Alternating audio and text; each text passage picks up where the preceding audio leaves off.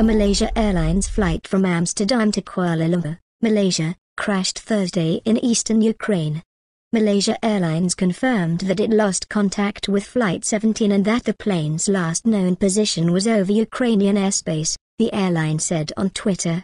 The aircraft was shot down over Ukraine by terrorists operating a Buk surface-to-air missile system, according to the Facebook page of Anton Gerashchenko, advisor to the Ukrainian Interior Ministry.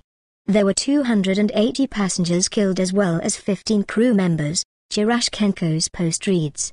The plane was shot down near the town Ontoz in the Donetsk region of eastern Ukraine, according to the Post, as it flew at about 10,000 meters, 32,000 feet.